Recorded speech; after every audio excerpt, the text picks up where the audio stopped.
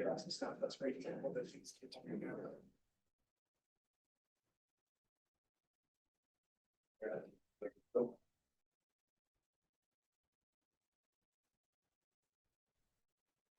So we won't do different. Crop production. Give the line, how did this the last time? Oh, okay. So they'll do conjunction. Eastmans, these guys can. So.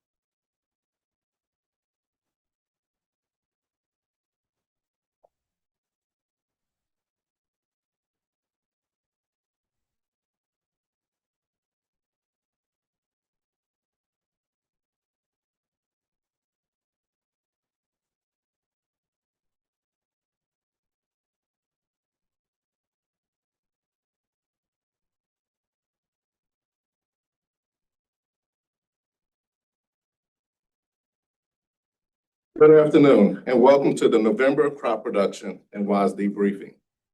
My name is Troy Joshua. I currently serve as the Acting Division Director for both the Census and Survey Division and the National Operation Division. This briefing is for the Secretary of Agriculture and other policymakers at the USDA to better understand the content and context of today's reports. We are pleased to have with us USDA Deputy Secretary Vaden join us as the Secretary Designee today, along with Dr. Seth Myers, USDA Chief Economist. Welcome. Before I turn things over to our presenters, I have a few notes for our live streaming audience. The crop production and WASDE reports are considered principal federal economic indicators. The Office of Management and Budget provides specific guidance on how these important reports are to be released. OMB statistical policy instructs policymakers of reports to be released, refrain from making public comments regarding the content of these reports within 30 minutes of the release. Therefore, we will not be taking questions from the public during this briefing. Both NAS and World Board staff are available by phone and emails if there's any questions. And NAS will be hosting a social media event at 1:30 this afternoon. We strive to have everything presented at this briefing match the official record. However, if there's any discrepancy, always refer to the official published estimate. And with that, I turn it over to Mr. Patrick Boyle, former chief of the NAS Crops Branch and currently serving a leadership role in the Census and Survey Division. He will immediately be followed by Dr. Mark Jekanowski, chair of the World Ag Outlook Board. Patrick.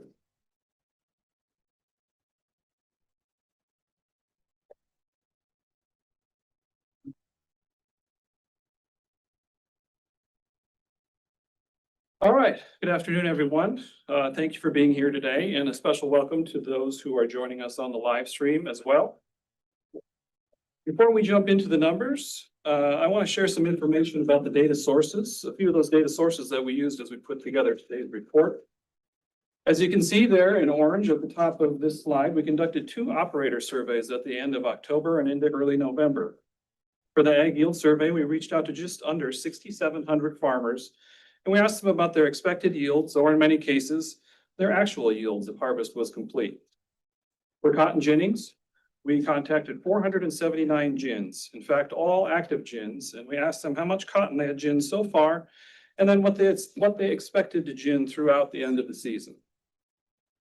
Moving down this slide, for objective yield surveys, our trained enumerators visited 3,090 corn and soybean fields at the end of October and beginning of November to take measurements and collect samples and send them to our lab for further analysis. I do want to point out that although we did not issue an October crop production report, we did collect samples as we normally would have at the end of September and into early October. The samples for both months were processed in the lab as normal. One quick slide here on our November ag yield survey, that producer survey. On this map, you'll see how those 6,692 samples were distributed by state. In general, the states with the larger sample sizes are the ones that had more commodities of interest this month. And on this map, the darker the shading, the higher the sample size.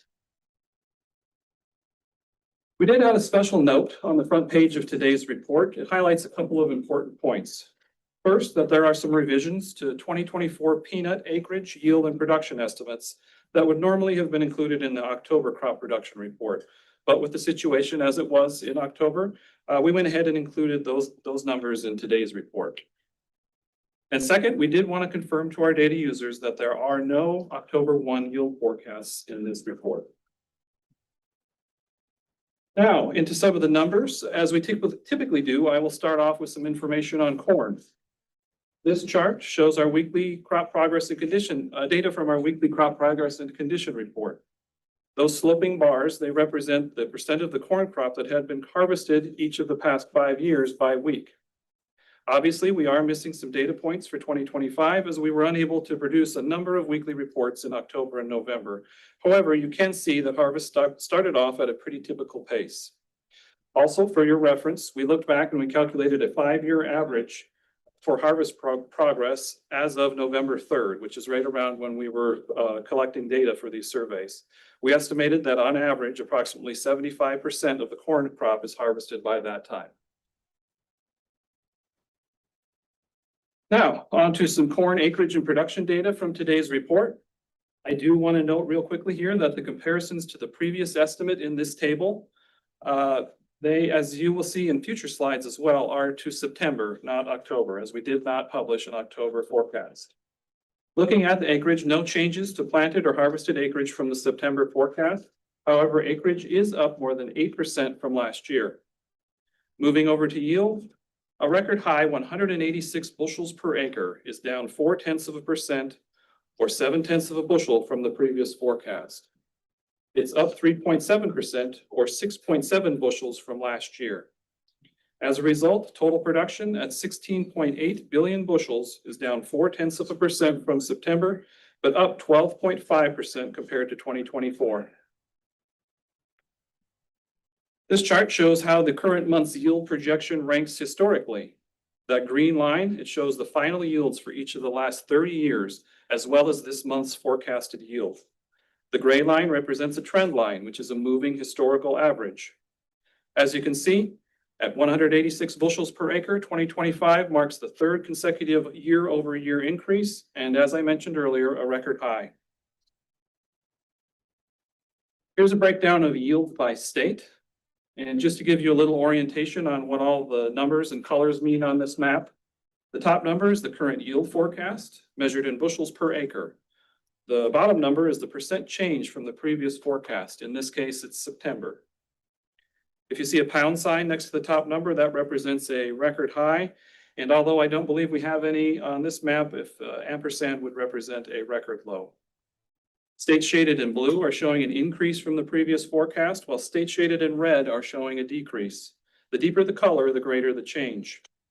States in gray are unchanged from the previous forecast. As you can see, we have a number of record highs in Corn Belt states, including Iowa, Illinois, Indiana, South Dakota, and Wisconsin. Here's a very similar map, except this is just a comparison to the previous year. As you can see, quite a lot of blue on this map, indicating higher yields this year compared to last season. On this chart, what you're seeing is the percent of our corn objective yield samples that were processed in our lab in St. Louis this month. And what I mean by that is as fields mature and begin to dry down, just prior to harvest, our enumerators will gather samples and send them to the lab for further analysis. As you can see, 91% of the samples have been processed by the lab, And although that's a bit behind recent years, we're certainly in the ballpark of what we normally see this time of year. Here's another data point from our corn objective yield program. This is an estimate of the number of ears per acre from sampled fields in the major growing areas. The blue vertical bars indicate the number of ears per acre, while the red dot shows the corresponding forecast yield for the 10 states in the OY program. As you can see, for November, that average of 28,500 ears per acre marks the lowest level in recent years. Next, a quick look at total production and how that compares to recent years. As I mentioned a moment ago, production is forecast at 16.8 billion bushels. If realized, that would be 12.5% higher than last year and a new record high. Finally, the last slide for corn. This is a look at how this month's forecast compares to a sample of published pre-report industry expectations. So the way this chart is laid out, each of those blue dots represents an individual industry member's forecast of total corn production. And the red squares represent NASA's forecasts each month. And while we did not have a forecast in October, we've included the industry expectations here for your reference.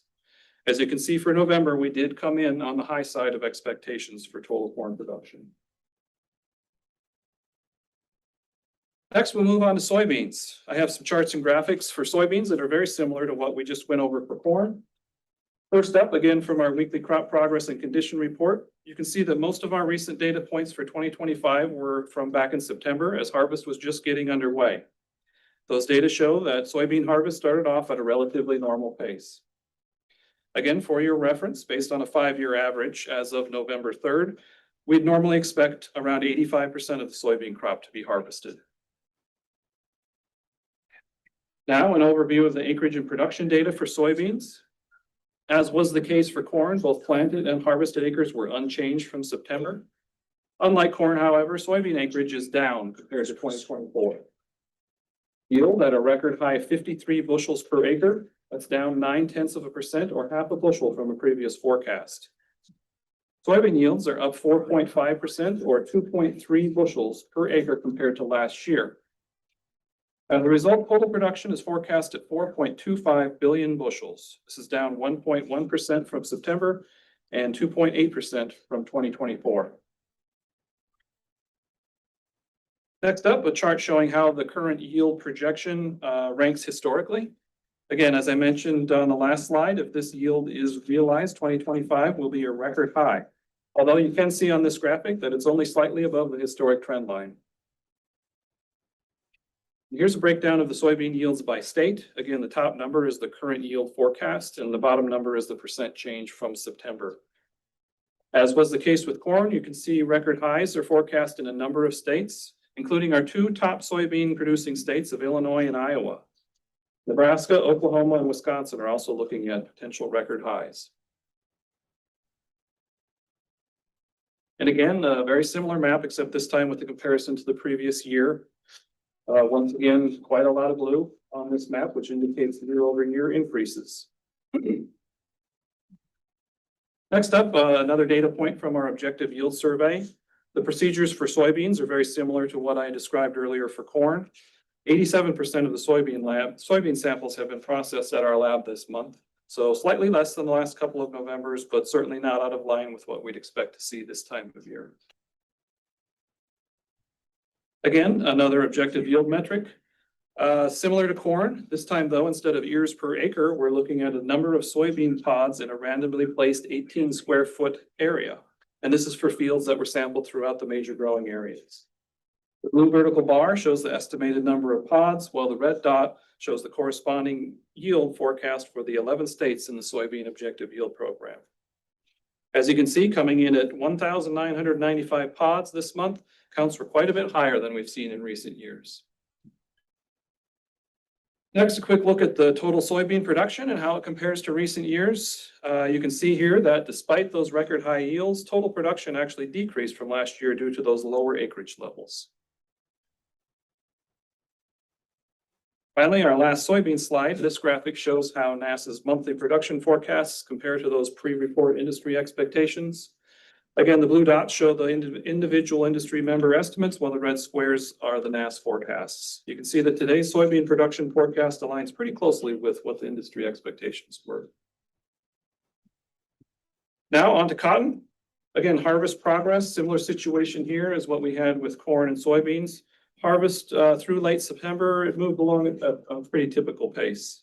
Based on the 5-year average, we'd anticipate around 54% of the cotton crop to be harvested by November 3rd. Here's a summary of the acreage and production data for cotton from today's report. Acreage is unchanged from September and down compared to last season. Average yield at 919 pounds per acre is up 6.7% or 58 pounds from the previous forecast, and up 3.7% or 33 pounds from 2024. All that results in a total production forecast at 14.1 million bales. That's down 2.1% compared to last season. Again, like we had for corn and soybeans, this chart shows how this month's cotton yield projection ranks historically. Today's forecast of 919 pounds per acre is up from the past 2 seasons and marks the second highest on record. Here's a breakdown of the cotton yields by state. Again, the top number is the current forecast, except this time it's measured in pounds per acre, and the bottom number is the change from September. Currently forecasting record high yields in Louisiana, Arkansas, and Missouri. And here's a similar comparison to last year. The top 5 cotton producing states, Texas, Georgia, Arkansas, Missouri, Mississippi, are all forecasting year-over-year increases.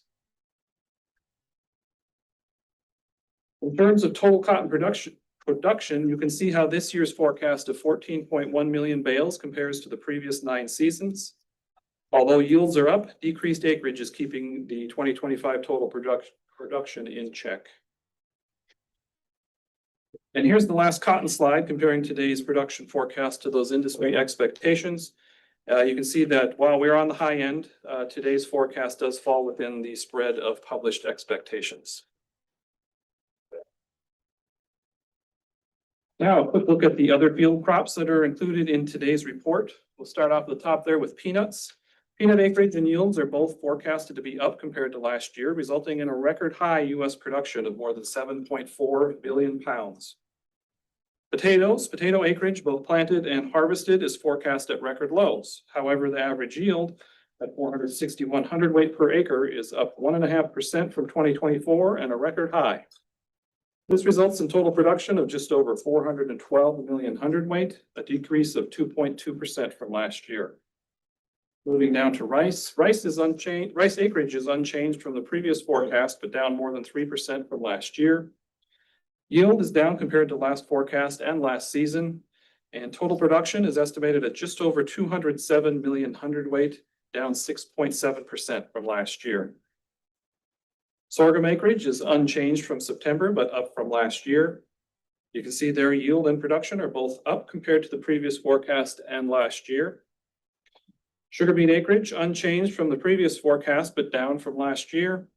Yield at 32.9 tons per acre is down 0.3% from September, but up 1.2% compared to 2024. Total production is down 0.6% from September and 0.5% from last year. And the last of the field crops to discuss today, sugarcane. Planted acreage is unchanged from 2024, while harvested acres is up 2.1% from last year. Yield of 38.1 tons per acre is up compared to September and last season. That results in a total production of just over 35.7 million tons, up 4% from both September and last year. So to wrap things up here, as Troy mentioned earlier, NASS will be hosting a Stat Chat event on X at 1:30 Eastern today. We'll take questions and share any additional information on today's reports. And then just a quick reminder that all of our full reports are available on our website. And I would encourage everyone to watch our website for any updates on recent or upcoming report dates that may have been affected by the recent lapse in appropriations. We will share all the information we can as quickly as we can on our website. So that concludes my portion of the briefing, and I will now hand it over to Dr. Jekanowski. All right, thank you, Patrick. Good afternoon, everyone. So let me walk you through the WASDE report. For this month, obviously the first WASDE since September, compiled mostly during the government shutdown. So given the shutdown, you know, obviously that meant that some data normally available for November was unavailable this month, including things like census trade data, current ag industrial reports, cattle on feed, and others. But we still had a lot of data to work with, including being able to look at the raw data for export sales, and obviously all of the international data was completely unaffected. So we had good data on the international side to work with. So a lot of data to work with, and let me walk you through individual balance sheets. So starting out with the U.S. wheat supply and demand. Only real change this month is reflecting the information we got on September 30th in the small grains report. Increased production that goes straight into ending stocks. We lowered our season average market price 10 cents per bushel. And that mainly reflects a large increase in global production, which we'll talk about next. Leading into that, as you can see, a really big increase in the world wheat production forecast this month. A new record, again, a new record, up considerably from last year. Basically, you know, most major exporters were looking at increases, very good years. Kind of going through the list here. Argentina, great weather, especially in Buenos Aires, one of the main production regions there. So a big crop expected in Argentina. Canada, we raised based on a StatScan report that came out in September. Australia, we raised again. We also raised that back in September. Really good weather, especially in Western Australia, supporting a very big crop there. And then others too, European Union, I mean, Northern Hemisphere producers, obviously, were reporting on harvest results here. European Union, Russia, record spring wheat yields, in Kazakhstan as well, a big increase. So big increase across all of the major exporting nations. Large bump in the global wheat supplies this month. Global balance sheet.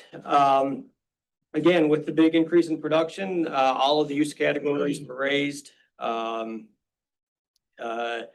Ending stocks get raised this month, 7.4 million tons. That would be the highest in 3 years.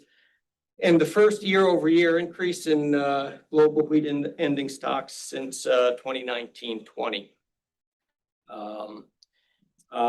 Global wheat trade raised our export forecasts for Argentina, which, by the way, has right now the lowest prices in the world, so strong exports from Argentina.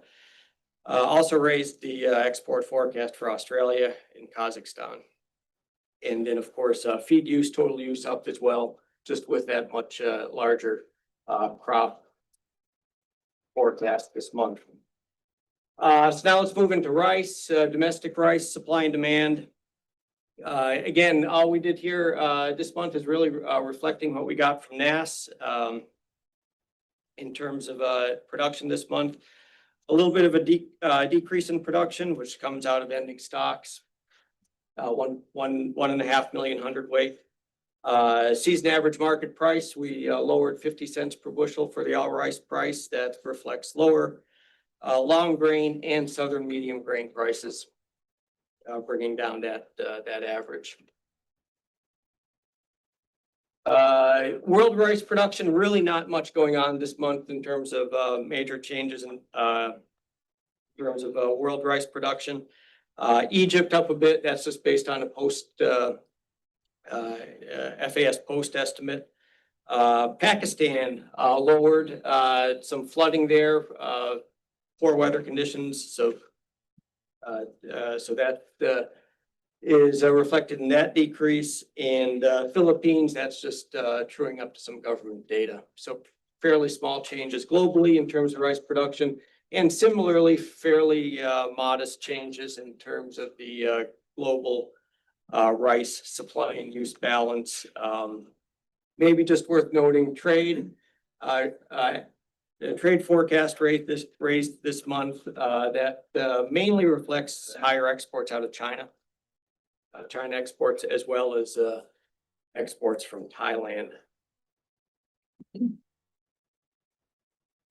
So now into corn, US corn balance sheet. So obviously I have the back year up here as well, along with the new crop year. On the back year, that data is almost final. Still, some uncertainty given exports and some of the use data, given the data that was unavailable in October, but for the most part, very close to final there. Stocks, ending stocks forecast this month trued up to the September 30 NAS grain stocks report, of course. And that based on that ending stocks forecast and feed and residual adjusted accordingly to reflect that. So with that, we're carrying in an additional 206 million bushels into the new crop year. Production down slightly. You just heard from Patrick reporting on the U.S. Corn production outlook. So total supply up with that larger carry-in and the slight reduction in yield. But the other item I think to highlight here is a fairly big bump in exports this month, raised 100 million bushels. That reflects strong export inspection data, record corn export inspections for September and October. So a lot of export strength, demand for U.S. corn there on the export side. And ending stocks end up just 44 million bushels. Season average market price, we raised 10 cents per bushel, just reflecting recent observed cash and futures prices. Strength there. Globally, world corn production on the back year, I think the main thing to focus on there is raised Brazil's corn production forecast 1 million tons just based on harvest results. And then for the out year, new crop year, Mexico's production forecast was raised 1.2 million metric tons. That's an area expansion. The rebound in reservoir availability coming off a few years of drought, better rainfall there supporting that area expansion. And then EU raised 500 million tons based on harvest results. Mainly that reflects increased production in France, partially offset by reduced production in Germany. Global corn balance sheet. Starting with back year, main thing I'd draw your attention to here is trade, global corn exports, down reduction. That reduction reflects both Argentina and Brazil. Each were lowered 2 million tons. Each were lowered 2 million tons this month, and also lower exports from Ukraine. And worth noting there on the back here too, our China import forecast was reduced again this month. Now it's down to 1.8 million tons in total. So a pretty remarkably low export forecast for China on the back here. Ending stocks raised this month on the back here, 7.5 million metric tons. That's primarily higher stocks in the U.S. plus Argentina and Brazil. On the On the new crop year, the out year, feed use up, that's higher feed use in Argentina, Brazil, Iran, Ukraine, and a few others, partially offset by lower feed use in the EU. Global corn trade raised this month 1.8 million tons. That's mainly higher exports by the US, partially offset by lower exports from Ukraine. All right, now let's talk about soybeans. Going to switch things up here a little bit and first talk about global soybeans. That helps to kind of explain the story here. On the back year globally, this is soybean production. Argentina was raised. That's based on MinAg data. Brazil soybean production raised 2.5 million metric tons this month. That's based on combination of supply and use data, our use data within Brazil, as well as CONAG and MinAg data, all of which confirm a very big crop in Brazil. So that's reflected in that 2.5 million ton increase this month. Now on the out year, we'll talk about the US, down 1.3 million tons this month. Otherwise, India soybean production lowered, intense rainfall in July, so poor weather affecting yields there. So that's basically a harvest result forecast there. And also not on the list, Ukraine soybean production was reduced as well based on harvest results. Global balance sheet. Starting again with the back year, 2024, 2025, global soybean crush raised 3.3 million metric tons. That reflects higher crush in Brazil, Argentina, China, and the EU. Global soybean trade was raised 1.5 million metric tons, reflecting higher exports from both Brazil and Argentina. And the ending stocks were minimally changed this month as increased supplies largely balanced against higher use. Also note that we raised China's imports on the back year, 1.5 million tons. Now on the out year, 2025, 2026, global production down. We already talked about that. US contributing to some of that reduction. Crush, we lowered 1.6 million metric tons.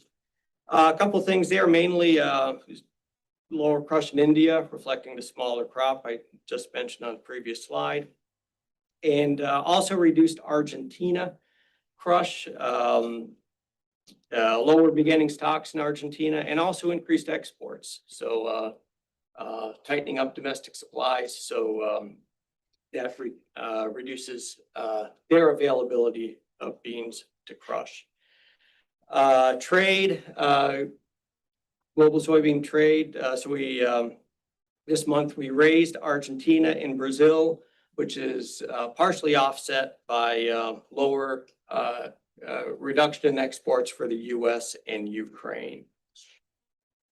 So now we'll go into the US balance sheet, soybean balance sheet.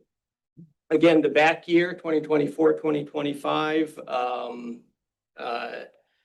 ending stocks based on the NAS grain stocks report from September 30th. Close to final again on that back year, but waiting for final data on exports and crush. Now on the current crop year, 2025, 2026, we incorporated the production change from NAS this morning, based on the lower yield. Tightens up supplies a bit, given the lower beginning stocks as well. So total supplies reduced by 61 million bushels. With that slightly, with that tighter supply, we reduced exports by 50 million bushels, reflecting both those tighter supplies and higher prices for US soybeans. So season average market price was raised 50 cents per bushel. It's based on recent price strength. And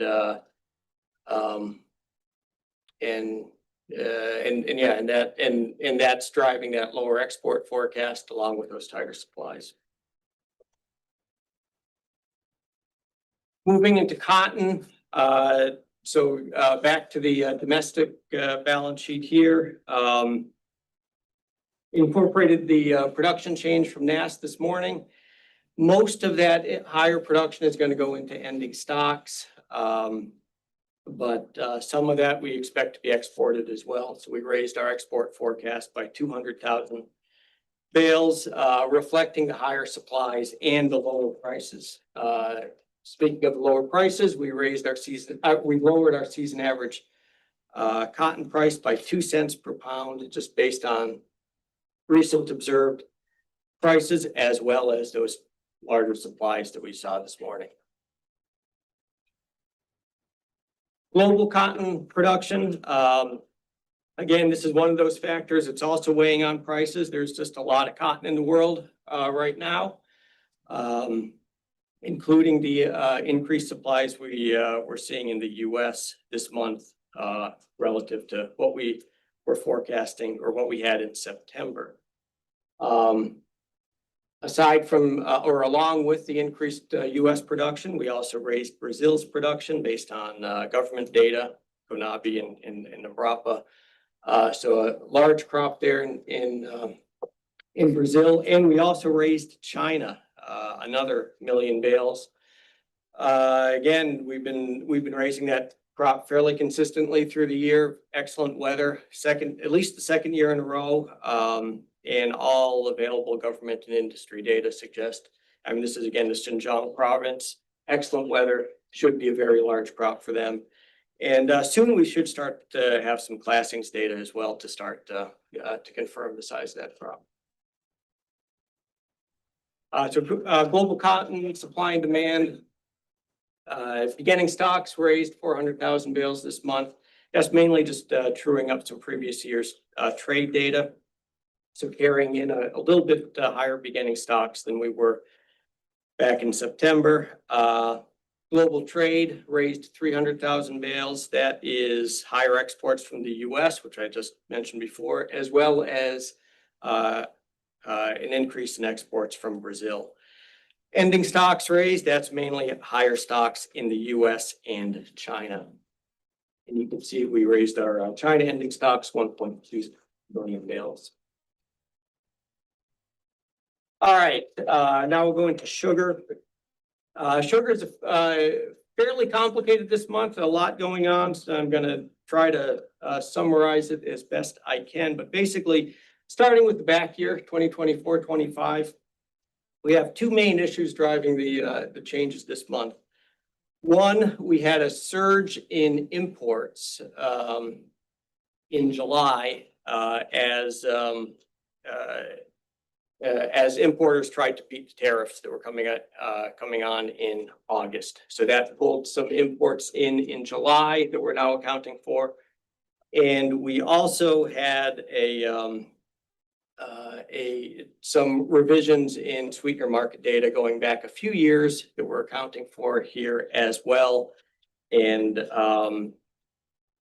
so that is leading to some of those changes and big changes in direct consumption imports, which is within that domestic deliveries variable there.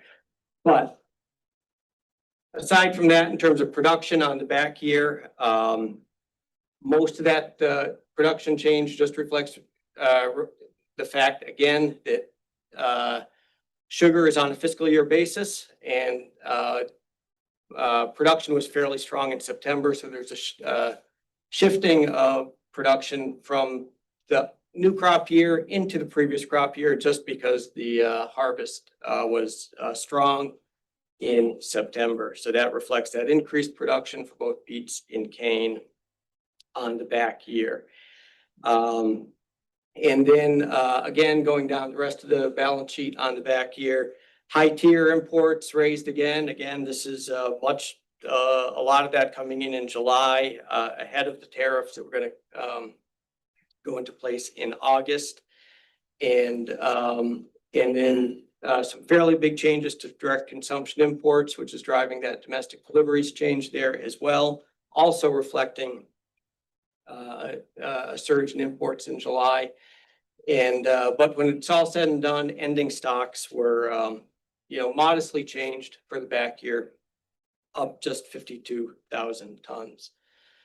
And now on the new current crop year, 2025-2026. On the production side, of course, we incorporated the NAS information from this morning on beets, and we're also looking at processor data, especially on the cane side. So that is driving part of that reduction in production, along with some of that shift in production into the back year, given the September harvest results.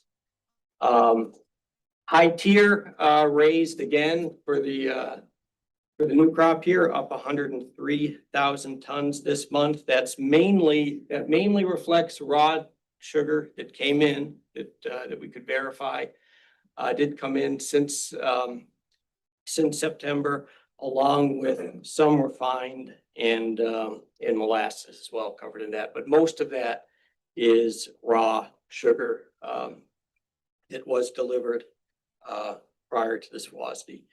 And then domestic deliveries up from our September forecast, but generally returning back toward their trend levels.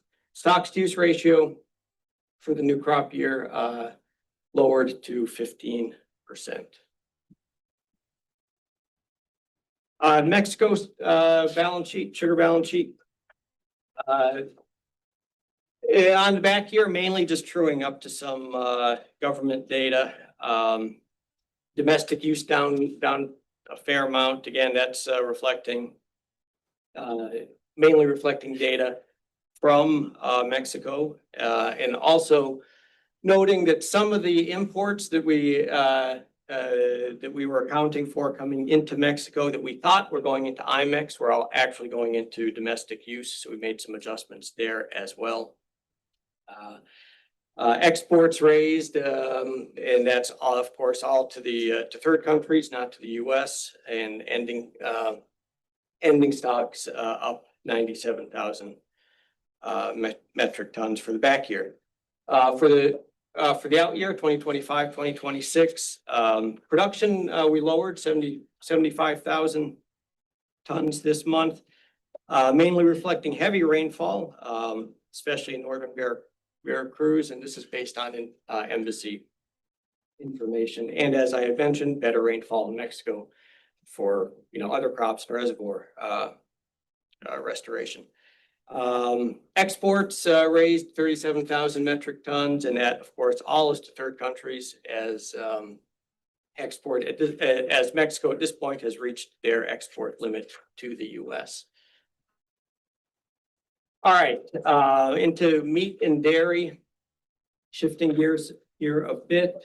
Now, in terms of meat production, for a lot of the a lot of these species this month were largely relying on slaughter data as the primary data driving these numbers.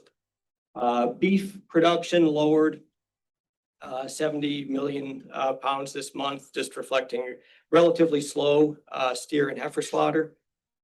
And we expect that to carry into at least the first half of 2026. So that reflecting that reduction there as well. Pork, again, looking at slaughter data, but here we also had the hogs and pigs report came out at the end of September that we could incorporate as well. That smaller pig crop is part of the factors, or one of the factors reducing production for 2025, and then lower farrowings expected to further reduce production into 2026. But recognizing, as you know, from the hogs and pigs report, that productivity, pigs per litter remained pretty high. So the impact on production is muted to some degree. Broilers and turkey. Broilers, again, looking at slaughter data there, pretty big, raising production for both 2025 and 2026 based on a strong slaughter pace. Turkeys, on the other hand, lowered for both 2025 and 2026, and mainly that reflects losses due to HPAI. So some reduced production there because of that. And it's worth noting for 2026, that would be the first year that total poultry production exceeds red meat production, especially as we're beef production is tightening up and broiler production is expanding. So in terms of prices, we're really, for all these species, we're mainly responding to observed prices. Steers, we reduced to both years, $2.60 for 2025, $2.50 for 2026. Again, just observed prices, but prices still quite high historically, and inventories are still tight. Going to continue to provide some support there. Hog prices, again, for the current calendar year, lowered 74 cents per hundredweight. Increased for 2026, next calendar year, just reflecting those tighter supplies that we are currently forecasting. Broilers, seeing some weakness there in prices. Mainly, again, these are observed prices, especially for 2025, obviously.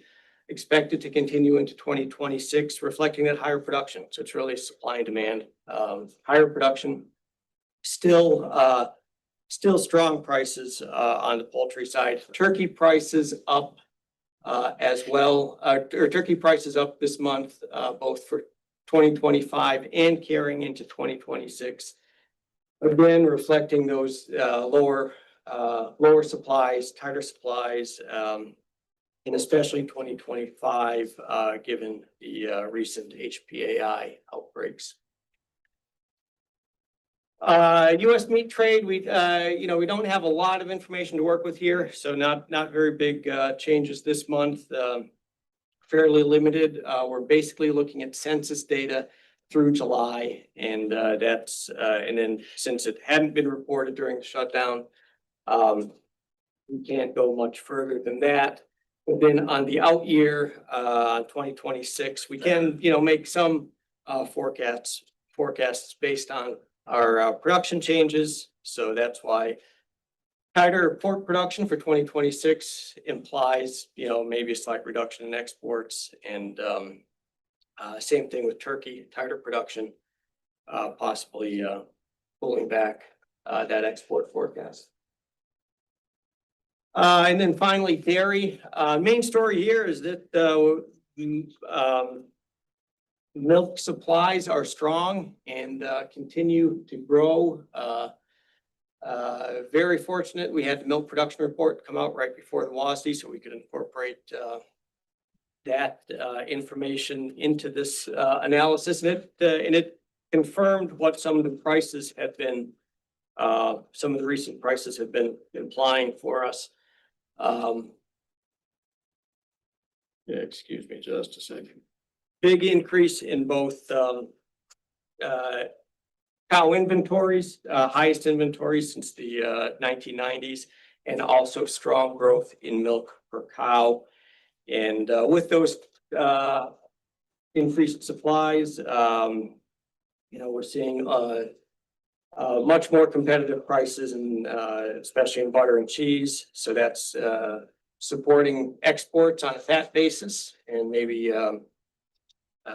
discouraging imports. And then on a skim solids basis, strong demand for protein globally is supporting demand for whey, among other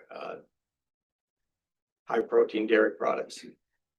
Now wrapping things up with dairy prices, again, maybe not too much of a surprise here. Higher supplies, milk supplies generally means higher product supplies, and with the higher product supplies, we're observing lower prices. Butter in particular, we just a lot of milk fat on market, and we've seen some fairly steep declines in butter prices in 2025 recently, and we expect that to continue into 2026. And on the other hand, I mentioned strong demand for protein that is supporting the dry whey price, but other products mostly lower this month. And those lower product prices are then reflected in the class prices, of course. So for 2025, class 3 price, all the class prices reduced. For 2025, lower cheese prices more than offset the higher whey price. But for 2026 on that class 3, the higher whey price dominates. That supports the class 3 price. Class 4 price lowered for both years, and the all milk price as well lowered for both years. And for 2026, we're looking at currently our all milk price forecast down $1.15 per hundredweight, and that would be down $1.80 year over year. And that's where I'm going to wrap things up for this month. Thank you all for attending, and for those of you online, thank you as well, and we will see you back here next month.